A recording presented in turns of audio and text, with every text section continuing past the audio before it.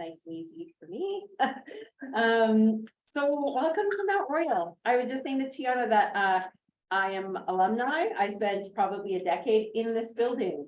Why so long? We can get into that later. But it really brought back a whole lot of memories. This was truly home for a good chunk of my learning life. So I'm really happy to be here today. And we're going to learn about all the new things happening. Because when I was here way back when, I think SIFE was the only entrepreneurship activity really kind of happening outside of our courses. But I did take entrepreneurship and international business. So good to be here, and we'll get into that in just a quick second. If anyone is new to the rainforest here in person, if they could just vulnerably raise their hand, thanks, and we can make sure to connect with you after and welcome you warmly into the community. And if you're online and new to the community, please raise a virtual hand or your real hand, and folks on the online community will welcome you there. So we'll go to the next. I can do it after this first one.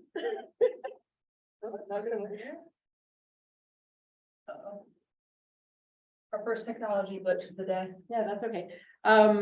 We do have a pretty good technology set up here today, so hopefully the audio on the Zoom side won't be too bad, but Amber, please text me. If not, we can skip ahead to the next slide. We'll just quickly acknowledge the land that we live, work, and play upon. So for those of us here in Calgary, that is Treaty 7 in Métis Region 3, and for those of you in Edmonton, Treaty 6 and the Métis people of that region as well. If you're on other territories today online, please feel free to acknowledge territories in the chat. We'll move ahead. Perfect. And a little video, hopefully the audio works through, about what is the rainforest. So Cody, how do you know that? Should we go check it out? Yeah. Brought to you by VRBO. The host doesn't stay with you. It looks exactly like the picture. What does it take to realize an idea? Or for a seed to sprout? At Rainforest Alberta, we know the answer is rooted in trust. Traditionally, Albertans have cultivated their ideas in established systems. Inputs that don't fit these systems are weeded out. Opportunities for growth are missed. But now, Albertans want a dynamic landscape that can evolve organically, like a rainforest. At Rainforest Alberta, we believe a culture of trust is the fertile soil where ideas grow. Our budding innovation ecosystem is a network of relationships pulling each other up as they push forward in their own field. Trust breaks down barriers. An open, inclusive network increases collaborative innovation. Successful breakthroughs inspire new ideas. A cycle begins. Rainforest Alberta is a movement to amplify trust by cultivating honesty, inclusion, and accountability. How? Our social contract holds us accountable to demonstrate trust across the province. We meet to have honest conversations around collaboration. This leads to more inclusive spaces for everyone to fearlessly build new ideas together. By raising the standard of trust, Alberta's ideas, talents, and resources can be evergreen. Visit rainforestad.ca to sign the social contract and start growing together. So if you haven't signed the social contract, it is core to the Rainforest Alberta movement. It is going to be on one of the following slides. You can scan the QR code. If, Okay, let's get started. This we will join in on a lecture. Better batteries for greener cars. We love all the agility involved in throwing these events all over the city in a hybrid format every week. The social contract, to go back to it, are 10 values that we all agree to live by. There are things like diversity being number one, paying it forward, giving back, being transparent and honest and fair. And when we do all these things, it is proven that innovation is accelerated. And so through this rainforest analogy that does come from a book called Rainforest Building the Next Silicon Valley, if you're interested in a nice juicy read, check it out. They say that a bit jokingly. There are 6 pillars that they talk about within the analogy, and we measure those each year through the Rainforest Scorecard Assessment, which was released just a couple of months ago, and some great data there around demographics in the ecosystem, as well as how we score within these pillars. So please feel free to check that out on our website under the Calgary drop-down menu. I'll move ahead. So tips for making the most about with this hour for those of us in person. This obviously it kind of comes a little more naturally for those of you online. We do encourage you to put on your camera. I think we can see you. Yeah, we can see you here as well. And we can hear you quite well this time. So if you have questions later in the presentations, know that you can raise your hand and we can likely hear you on our side. Use the DM feature to connect with people, or throw your LinkedIn in the chat so everybody can connect, or here we'll do that in person. We do record these sessions and they will be on our YouTube channel. Also check out the lunch notes capture of today's chat if you want to capture anything that happens there. There's usually announcements and all sorts of activity in the chat. I'll also make a quick plug for last week's Lunch Without Lunch if you weren't there. Last week was a big week around discussion on women's experiences in the ecosystem. We had I went to a lot of events last week, and I could be a bit biased, but last week we had a really, really deep and honest conversation around how women in tech and women founders are experiencing things like raising capital, just being software developers in this industry, various things like that. And it was a really great conversation around truths that are happening for women in the ecosystem and how we can support them. And so throughout this month, I'll continue to bring light to that conversation last week, and we'll keep having those conversations in the rainforest. We'll go to the next slide, which I think is just the value of the week. So today I thought we'd highlight sharing, because we're here to hear more about what's happening to the student body and faculty and whatnot at Mount Royal University. They're going to be sharing all sorts of activity that's happening here. For those of us in our daily lives, we can think about how we can share openly with those around us to help them through their paths in the innovation sector. One last thing. So you've probably heard us talk about the Inkly platform. So this is our new pilot on digitizing the rainforest community.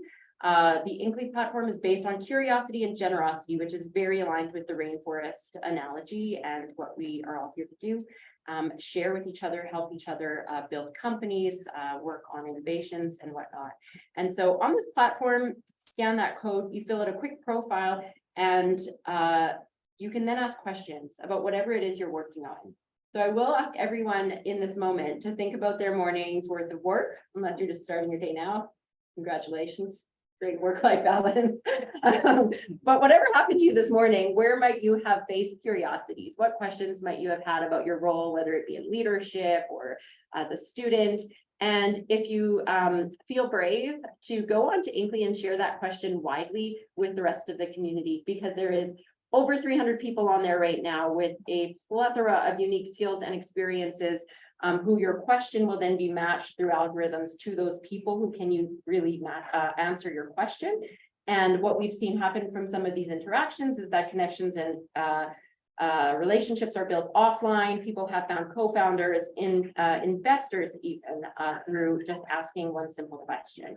We're looking to really get more masses onto the platform because it really works best when there's more people on it. And so please share with your friends. And the more, we're in very much an MVP stage here. So the more we can get involvement now and start to get some traction, we'll be able to build out other features that will benefit the community from a digital perspective. And I believe that is all from us at Rainforest. And we'll just turn it over to everyone at MRU so we can hear about what's happening here. Yeah, awesome. Thanks, Bridget. I'm just gonna switch our slides over here.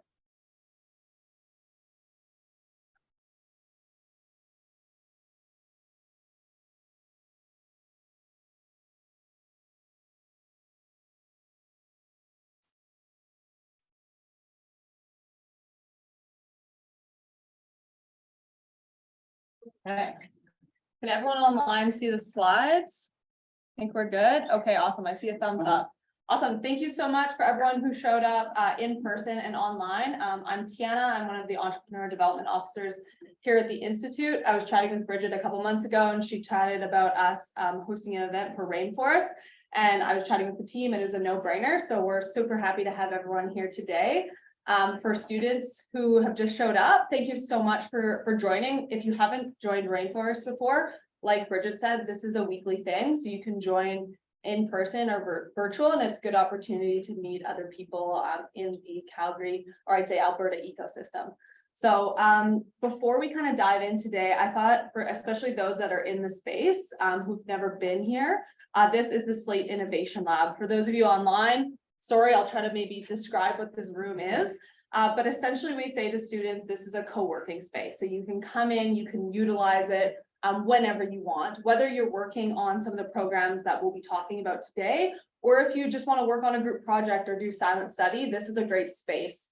I always walk in, I was a student here, I always found this room to be very inspiring.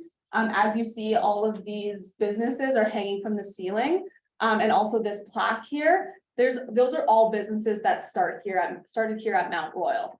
And what's really cool about these businesses is a lot of them are still running. And of those that maybe aren't running anymore, a lot of these alumni are doing some really incredibly cool things with some Calgary-based businesses. So we're seeing a lot of amazing alumni continuing to kind of stay involved and engaged in our community, which is amazing for not only us, but the students that are also here. So today we're going to be talking a little bit about our programs, and then we're going to be inviting up some incredible students to talk a little bit more, kind of their testimony on these programs. We could be up talking about all the amazing things we do, but unless we actually hear from the students who take part in it, it doesn't mean as much. So I'm very happy for the students to be here as well today. But before we dive in, I want to pass it over to the director of the Institute for Innovation Entrepreneurship, Ray DePaul, to say a few words. Thanks so much, Tiana. Welcome everybody online, etc. So I had the good fortune of being invited to the very first Rainforest meeting in Banff 9 years ago, I don't know how old we are. Let me just say, you guys are really lucky to have the ecosystem we now have. So Rainforest was started to solve a problem, and it has been solved to the point now where I think we have one of the most thriving cultures. Every time, I go to an event, I know less and less people because there are more and more people getting involved in events. Events 5-6 years ago, same 100 people all the time. So now there's thousands of people showing up. So I think it's an amazing time to be engaging with this ecosystem. So Mount Royal, we've been doing entrepreneurship for a very long time. We were actually one of the first Western Canadian provinces to kind of shift away from entrepreneurship as small business management towards entrepreneurship as a mindset. And so we've been doing that for about a decade. So what we're not going to talk about today, though, is what happens in a classroom. We have, a business degree with call it a major, 10-course major in entrepreneurship. We have a 6-course minor that anyone across campus can add to their degree. And those are amazing, but what the Institute for Innovation and Entrepreneurship focuses on is what we call transformational experiences. So I get in trouble for saying this, but formal education can be kind of incremental. Take a course, get a little bit better, smarter, take another course, take another course. Meanwhile, the entire world is going exponentially crazy. So really the only way to keep up is to be doing stuff outside of the classroom. And so we focus on providing transformational experiences to what we believe will become high impact talent that this province needs. So that's what you're going to hear about today, is those transformational experiences. A lot of time they augment what happens inside of the classroom. Sometimes they replace what happens inside of the classroom. Not everybody has the luxury of taking a minor or a major. If you're in a program that's very strict on what you need to take. Let's take accounting for an example. We need some accountants that also are entrepreneurial. So they often will involve us in their co-curricular activities. And we've got we just had our 10th. We have our 11th annual JMH pitch competition, April 5th. If you haven't been to one of these are an amazingly inspiring night. We usually get about 300 people from the community out to support 7 student ventures who had the guts to start and then stand on stage in front of a bunch of people. So it's quite an inspiring night. So I think that's all I have. If you want to. Yeah, keep going. Excellent. Thank Thank you. you all. Thanks for coming. And as Ray said about the JMH Launchpad pitch competition, you can see here all of these little posters. They have all, I think from all 11 years of, or 10 years of all the students and their businesses. So if you get a chance after to wander around and check out those posters, again, pretty inspiring. I've introduced myself, you've met Ray, we also have Diana and Devin, also entrepreneur development officers and strategists here. Another cool thing about this space is that basically Devin, Diana and I's office is just around the corner here. And what's really cool about that is that students can come in and basically get mentorship and coaching anytime they want.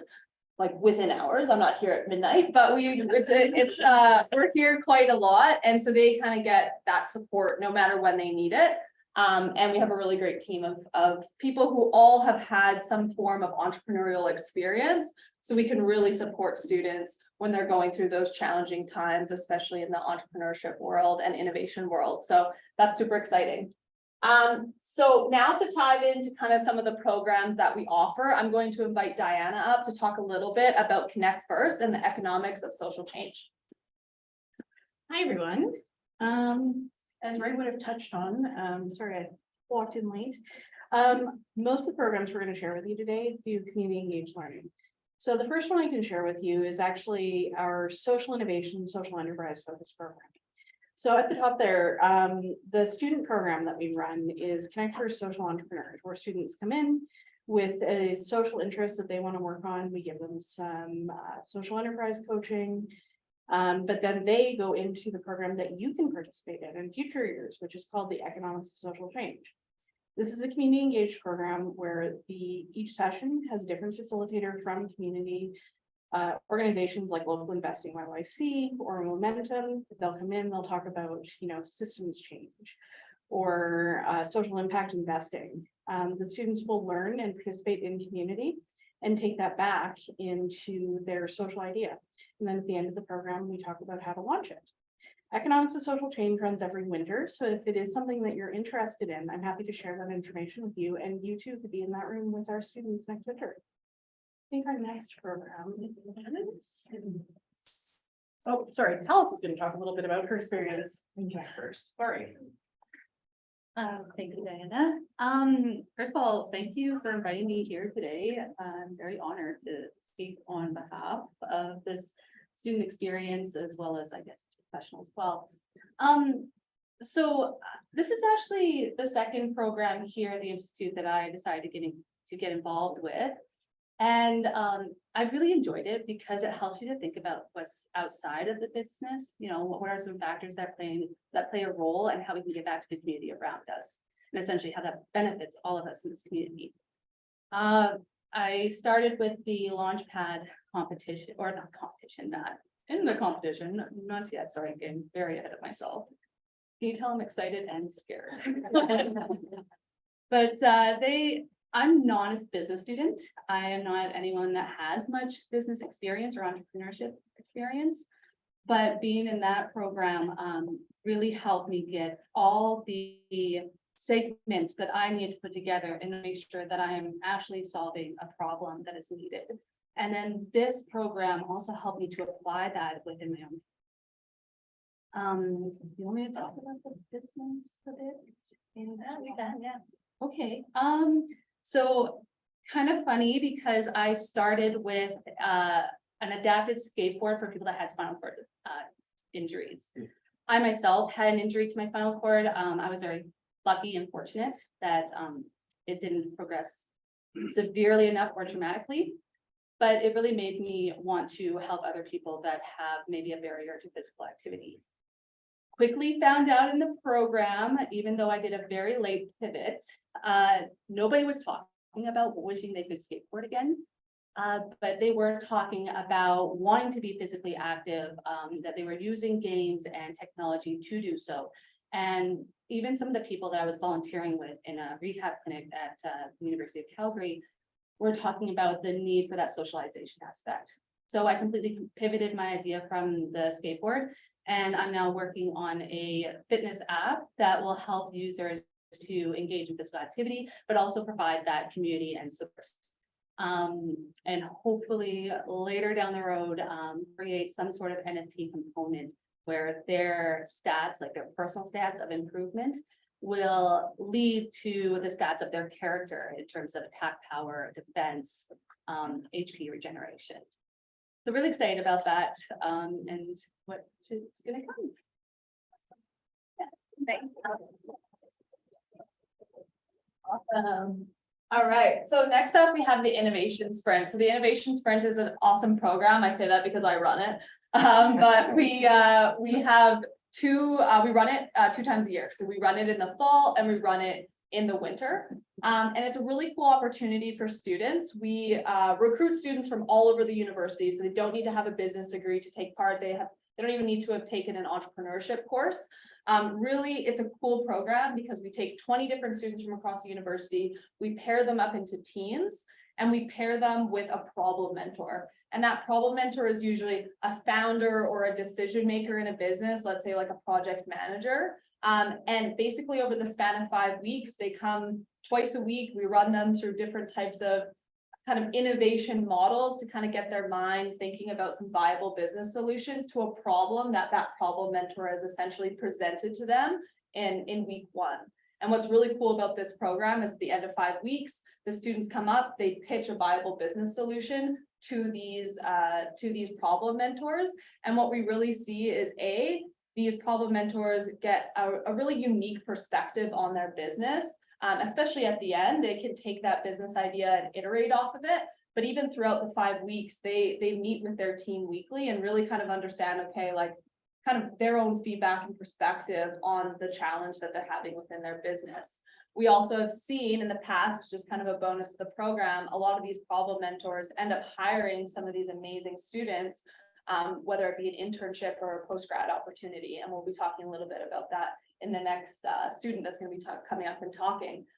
So if the Innovation Sprint is interesting to any community members, I would love to chat.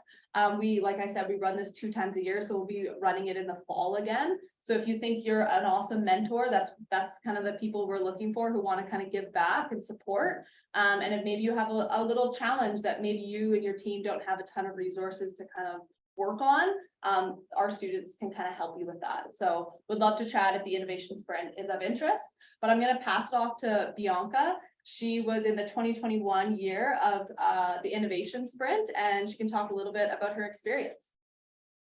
All right, hello everyone.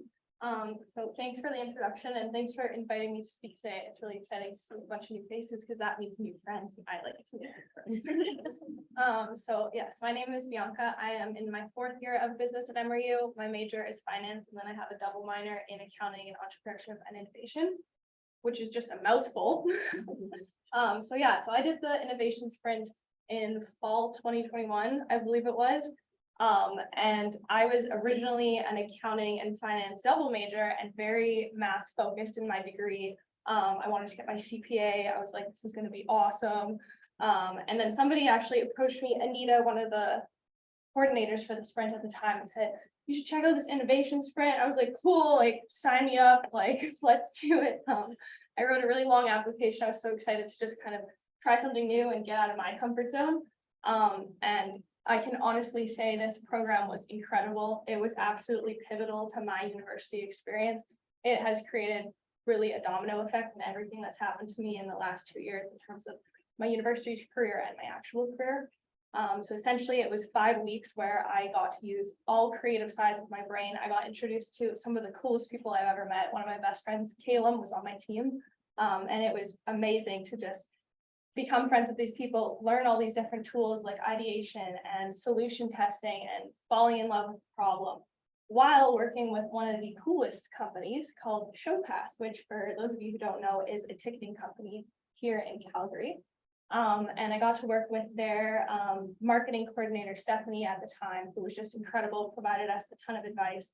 And the whole time through this sprint, I had like multiple mental breakdowns where I went to Diana and I was like, I need to change my whole degree and life because entrepreneurship and innovation are so cool. And she coached me through the whole way, and I like couldn't be more grateful for her in my life. And so essentially, I was very excited about this company, and for the next few months, I pivoted my degree around entrepreneurship to incorporate the minor to be able to learn from some more incredible people. I reached out to Steph, the coordinator, after the innovation sprint. I was like, I need to work for ShowPass, like this place is so cool.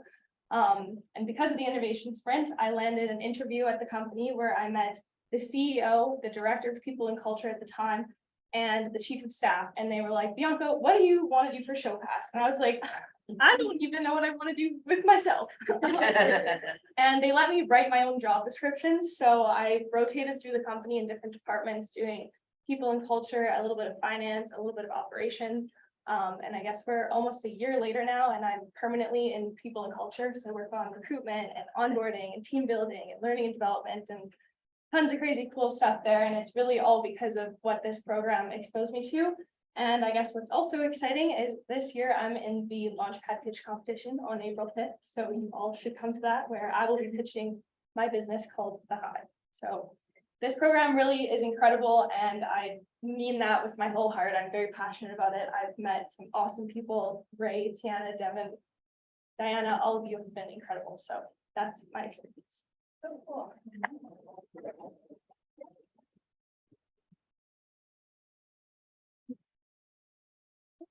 All right. My name is Devin. I'm also a entrepreneurship development officer here at the Institute. And I'm going to talk a little bit about the programs that we run. But before I get into that, I would just want to mention that Bianca and Talis are both pitching in the JMH Launchpad pitch competition on April 5th. So not only are they super involved in the Institute from like a program standpoint, but they're also trying to build pretty incredible businesses right now. So that's super cool. And that's actually something that you see a lot with the Institute. You see a lot of students get involved in multiple different ways. So we have a core program here at the Institute called Launchpad Labs, which runs twice a year, both in the fall and the winter. It's an 8-week program. I co-run it with Diana. And the program is designed to essentially just break your business apart, very early stage businesses, and teach you how to run it better. Teach you how to better identify a problem, teach you how to better identify a solution, and do a ton of customer discovery. Typically, students that get into Launchpad Labs have been working on their business for anywhere from a month to a year, but they're all in a pretty similar kind of place. And beyond Launchpad Lab, there's also another program that we just launched called Booster, which allows students to get a little bit of funding, up to $2,500 to continue their business. And we do a lot of bi-weekly one-on-one coaching with these individuals to help them accelerate their business moving forward. I have a lot of experience with programs all across Canada, and coming into the Institute, one of the problems that we identified was that students would kind of go through programs and then, you know, there was a lot of support beyond, but there was kind of a lack of, you know, continued support and kind of pushing them to take the next step in their business. So Booster is kind of filling that gap, which has been exceptional so far. We've gotten a couple students this year into retail. We've gotten a couple students to, like Aaron, for example, we've helped Aaron just absolutely crush it in pitch competitions all over Canada this year. So it's evident that the programs that we're running and the stuff that we're doing is definitely paying off. And one last shameless plug here, just from an Institute standpoint, I have been involved in programs all across Canada. I started a program with my own business back in 2019 at Queen's.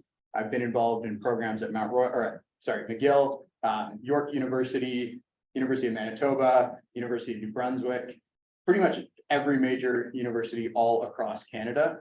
And the track record here at Mount Royal is beyond exceptional. Like I came here and I'm just like, wow, like all these businesses up here, a lot of these are still running. A lot of these have had pretty substantial exits, or the entrepreneurs have gone on to start other incredible businesses.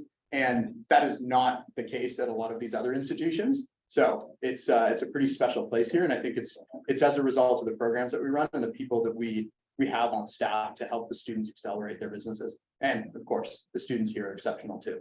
So I'm going to leave it at that and move on to the next one, which is Aaron. Technology. So my name is Erin. So I actually have a company, Musqua Backcountry Foods, where I do dehydrated and freeze-dried prepared backcountry food that's all sort of inspired by Métis culture and heritage. So I'm always incredibly passionate whenever I get a chance to talk anything about the Institute.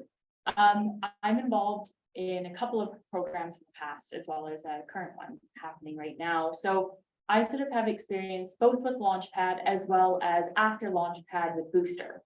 And one of the biggest things that stands out about all of the programs here is sort of what Ray said, is really the transforming, capabilities of all of the different programs. So I have an international business degree, or almost. I'll be graduating this semester.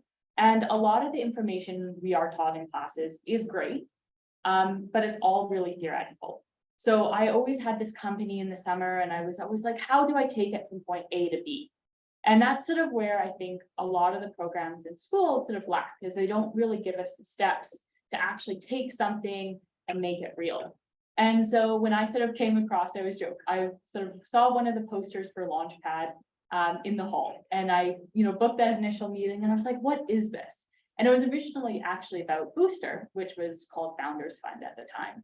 And that first meeting always really started a whole chain of events that really snowballed into me participating in Launchpad, actually the competition, and then after Booster. And so sort of through that whole process, I'm always amazed at how much I grew, both in my business experience, but also too just in how I thought in, the realms of entrepreneurship, is also meeting so many amazing people.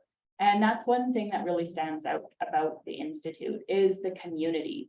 So, all these past alumni, especially leading up to various competitions for Launchpad and then other sort of non-MRU related ones, they've reached out, and I've gotten coaching and tips, and even, oh, you can use this space.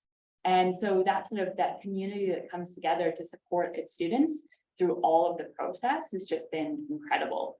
So after Launchpad, I ended up winning on stage, and that whole experience too, leading up to Launchpad, the coaching that I received for things like, my pitch, also to my business plan, and all the questions I received that I really sort of was able to see where the holes were in my business, really helped me sort of establish all of these steps in order to grow. And then also too, just I always say to people, like, that time on stage in such a supportive environment really helped me sort of set up the steps I needed to then later on go and participate in other pitch competitions. And it was that first really positive experience for me that really helped establish a lot of sort of my skills that I sort of use in all aspects of life. So it's sort of, I always do joke, I could talk forever, but it was really that it was an incredible transforming experience for me, both for my business, but also too for all of my business knowledge. So, and then also too, I know the next one is I'm actually participating in a program called Health Tech. And so I always joke that whenever I sort of started with one program, I was like, what else can I get involved with in the Institute? And any sort of student, I'm like, come this way. Any community member, I'm like, come this way, you have to check it out. It was sort of everything to me. So I know you're going to be talking about the Health Tech next.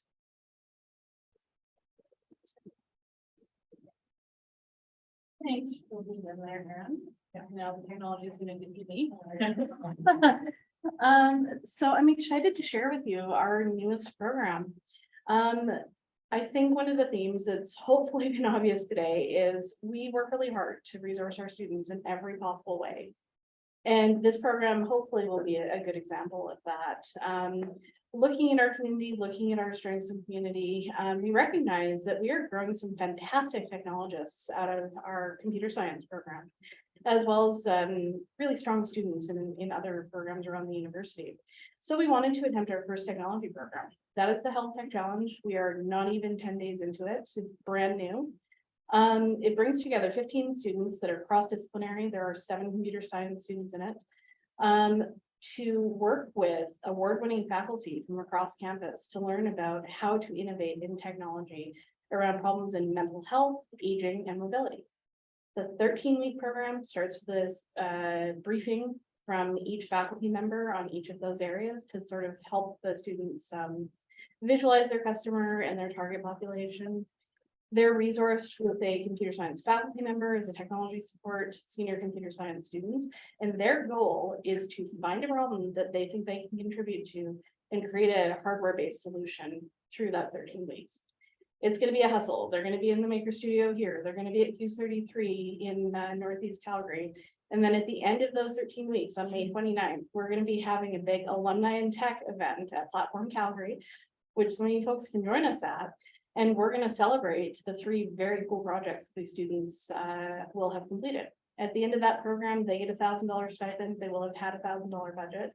And I'm not sure that we really touched on it, but each of the programs we've discussed provides our students between $500 and $1,000 in stipend as well. But that's the Health Tech Challenge. I think I'm handing it over to Pete now. Yes. You good to?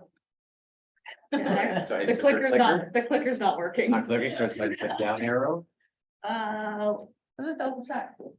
Or I can just sit here for you. I can be your little assistant. Technology in action. All right, hi, everybody in the room. Hi, everybody online. What you just heard are a series of commercial programs. Okay, and I want you to invite you to think about, regardless of your age and stage of life, right? They're all commercial programs. Within the Institute for Innovation and Entrepreneurship, we have programs that focus on startups or people in the stage of their career that are starting new things. We also have programming within the Institute that I'm going to share with you today about people that have maybe a bit of gray hair, right? Maybe have run 1 or 2 businesses before, or maybe have an established enterprise and really want help not starting it, but scaling it. Okay. So who here can remember in the last 6 months when you've been scared shitless? Sure. All right. All right, well, you're great. So there's an important dopamine rush that your brain gets every time you actually do something completely new, completely scary. And when I was your age, I started a student painting franchise. As an engineering student, I was scared shitless. I had no idea what I was doing, but I threw myself into an enterprise in order to learn something. And part of what we do with companies that are scaling up their businesses is also invite them into this environment of doing something new, doing something that they haven't done before. And part of what we do within the Growth Catalyst programming, and I'll speak to you a bit about the programming and the people who are going through it in a minute, but what we do is we help people discover new possibilities in growing their business, in scaling their business, and we bring with them a discipline of making choices. So that's what we do. We do that with small to medium-sized enterprises who are between $2 and $20 million in revenue. Now, if you're a software company and you're a SaaS, software as a service-based model, $2 million in annual recurring revenue is a big deal. That means you've been doing this for probably several years. You know who your customer is, the product is established in the marketplace, but maybe you've hit a revenue plateau and you want to get beyond that. It could also be that you're a $100 million business and one of your specific business units needs help increasing their profitability. Right? We have customers, 28 of them, that are currently going through our programming. And those are 2 examples. Okay, so always take the opportunity to thank your funders, especially in programming like this. So we're fortunate that we have about $3.5 million of funding from Alberta Innovates, Prairies Can, which is Western Economic Development for the federal government, and TD Bank, who have the confidence in us and our history of developing and delivering innovation programs for small to medium-sized enterprises. And so they've given us the money to spend. It's very different when you're asking for a purchase order versus when you're writing a grant, but there's just as much obligation in how you spend the money to deliver great value. So not just in honor of International Women's Day last week, but in the context of rainforest and the diversity that we're striving towards, I want to give you a sense of who the real people are in the room. Some of these photos, actually all of these photos are of our current cohorts in our current programming. And one of the statistics that we do actually track is percentage of men in the room. And what I've learned over the years is It's not about the percentage of women in the room that is the biggest enough surprise, it's the percentage of men in the room. So in our first cohort of 44 individuals, we had 75% men in the room. We changed the way we did our recruitment and our inclusion because we're a team-based program. We now have 65% men in the room and 57 cohort members in the second cohort. We're still working on inclusivity around more women owner operators, but we're obviously and we're actively approaching in order to bring that people into the space. So lots of different ways and means of including the entire ecosystem in the way that we do things.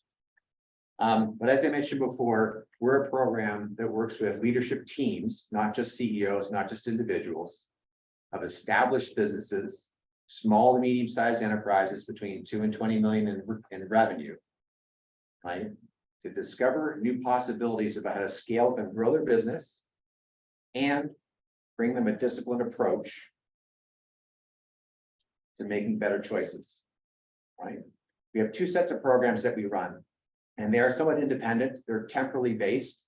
Growth Catalyst is the longer program. It's the and the Hydrogen Innovation Accelerator is a slightly shorter program. Both have cycled approaches and tools that we bring to bear, but it really is less about the tools. It's more about the experience that people live through as they go through the program. Okay. Hydrogen is a big push right now for helping diversify Alberta's economy. Just like technology and technology startups are still a big push of how we diversify beyond oil and gas. How we diversify our energy sector is going to be inclusive of how we look at alternative fuel sources like hydrogen. But I'm going to spend a few minutes just sharing a bit more with you about Growth Catalyst and the people who are part of it. Some of the measurement tools that you would have heard either through Rainforest or through some of your classes potentially as students in the room are different indices. And those indices are the way that we categorize the 500,000 businesses that are currently registered with Stats Canada. Right? Some of those are in Alberta, and we track them based on revenue. Some businesses track themselves based on their valuation, which is an important metric. Some businesses base their success based on their last fundraising round, which is obviously needed if you're not flush with purchase orders and business coming in the front door. But cash is always king, right? Purchase orders always matter. And what we track as a key metric for the businesses that we focus on is their revenue. What we discovered through Dr. Simon Raby's research, who some of you may have had in class, is that there's a gap in the Alberta ecosystem specifically for companies in that sort of medium stage scaling up. They're not $100 million yet, but they're certainly more than $2 million revenue, right? And so there's lots of accelerator programs in the province that focus on tech, or they focus on startups. Even there are discipline-specific programs like the Trade Accelerator program, which is great if you're taking an existing product or service to an adjacent market. The 7 specific scaling strategies that we apply within Growth Catalyst are focused on a very particular audience, and it's in that sweet spot. I said 2 to 20. This diagram says 5 to 20, but it still gives you a sense of where the gap is in the marketplace. So that's where we recruit. I am actively and always in recruitment mode. We are currently recruiting for our 3rd cohort in Edmonton. The 4th cohort will be Red Deer, Central Alberta focused, starting in September. We'll come back to a Calgary face-to-face focused cohort next January. The funding envelope that we have will serve 105 companies between last September and the summer of 2025. Within that funding envelope will also serve about 400 people, right? And likely well over 100 students, because there's a student component to this as well that gives you great cooperative learning experience. Slide, please. Every single business has to have figured out at some point in time what you think your unique selling proposition is, or your ideal customer profile. And what we've brought to market, we're constantly learning from the companies that come through the business, under our business of being an educational program. Part of what we're discovering is that there are themes. Now, remember, the end product of this is what we call an investable growth playbook. It's a plan. It's something that helps you be clear on the choices you need to make to execute your strategy to grow the business. But that's the product. That's the tangible. The intangible is what we're learning from our customers. And so this ideal customer profile gives you a bit of more of a sense of what experience people are getting, what's the intangible that they're getting out of being part of this programming. Some of it is about team building. You build team trust by bringing them through a process like this. Some of them are de-risking their business after big moves that they've recognized they need to make. You've got a founder, couple, owner, operator. They want to step back after 15 years of running the business and hand it over to the next generation. That next generation could be family. It could also be senior leaders, people within the business that they've hired, but they want to hand the reins over to. So there's a trust building exercise that goes through this as well. So love to share with you more about that later. Always available for answering questions. Our purpose is really to empower others to make bigger decisions, grow faster, and to allow them and encourage them the confidence and the courage to do things that they haven't done before. They may have thought about it, but they haven't executed on it yet. Next slide, please. Last few slides, quick snapshots of some of the people that have experienced our program for the different cohorts. Charles Buchanan, Technology Helps. He actually has started and scaled a business that helps not-for-profits by simplifying their IT services, help desk, right? Basic tech support. Lots of not-for-profits can't even scale their business because they're so frustrated or almost convoluted in the way that they operate. This is they help with back office support, right? But he's scaling a business and is very excited about the fact that we're creating a safe space for he and his team to get thoughts out of his head, put it down on paper, and then disseminate that to get better change management internally as they scale up. Tara Proskew, one of the fun conversations that we had at the very beginning, when she started in September of last year, and I've had this conversation with a few different founders, is a bit of imposter syndrome. How did I get here? Do I deserve to be here? And of course, the answer is yes, you deserve to be here. But what she shared with us on her transformation and her team's transformation, which happens to be an all-women team, is they actually went from being very much concerned and afraid to get up on stage to actually being so confident that they know exactly how they're going to grow their business. And she's cascading this learning throughout the rest of the business to scale up in Edmonton. Two quick notes from our pilot cohort from 2 years ago. The success of these teams actually helped us to get the funding. So they were the initial proof points. Brooke Garcia, Four Seasons Transportation, again, a services business, but they were looking to geographically expand.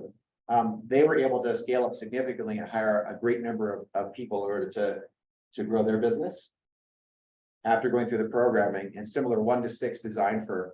So I'm sharing with you, and I should say, well, there's one more person who's actually in the room. Shane from Four Eyes was a participant in our pilot program as well. So if you have questions, you can ask him too, because he's gone through it and he's lived it as part of that de-risking process and helping the business scale up with Four Eyes and Cochrane. So last slide. We take people on a journey. Love to share with you more about what that journey looks like, but it's basically establish, think about the possibilities, narrow down and make choices as you conclude. And we talk about the growth playbook, but as I said, it really is about the experience that matters most. Thanks very much. Awesome. Thank you so much. That was great to have everyone up here. Does anyone have any questions about any of the programs that we chatted about, Growth Catalyst, anything at all? It's feeling good. I don't know, anyone online? I had put in a prompt earlier, but no questions, or anyone online have questions? You want to raise your hand virtually and we'll unmute. We never have a quiet room. So I'd say any of the programs that we offer that are more external facing, I'll be sure to send you all of that information. So if you're interested in any of these programs, Growth Catalyst, you can definitely reach out to connect with us at any time. We'd be happy to chat and talk a little bit more in depth about the programs that we do offer for external kind of community members. But feel free to come and check out the space as well. For those of you who are online, the Slate Innovation Lab is a really cool space, and we'd love to see you here. So yeah, thank you so much. I'll hand it off to Bridget. Yeah, thanks everybody. I love that the panel approach and the students' stories being shared. All of your stories were super impactful. Thank you so much. And your story about ShowPass, that was really interesting to me. It made me think I might not have spent 10 years at Mount Royal had I had a company like ShowPass let me rotate through positions and get to know, what's out there as far as a career path. So really interesting stories and amazing companies that you're growing. Thank you so much. We want to give time to the Zoomers, as I call them, to network because they're always begging for it. So are there any community announcements from folks in the online room? And then we'll throw it to the in-person folks next. Anyone online want to unmute and share anything happening? Hi, it's Eva. Hi, Eva, go ahead. Hi, I'd like to, I posted in the chat, and I love the discussion that Devin had on the hydrogen accelerator, because our event on March the 23rd at 12 noon has a speaker panel with ADCO, Seaford Technologies, and Edmonton Global on all of the trends that are happening. And then at the round tables, we actually have David from Alberta Innovates for H2 funding. We have H2 upskilling, we have H2 Hub, and everything to do with H2. So I'd love to invite everyone to learn about this industry because I'm learning about it too. So great. Can you throw that in the chat, Eva, and we'll capture it? Sure, it's in the it's in the chat.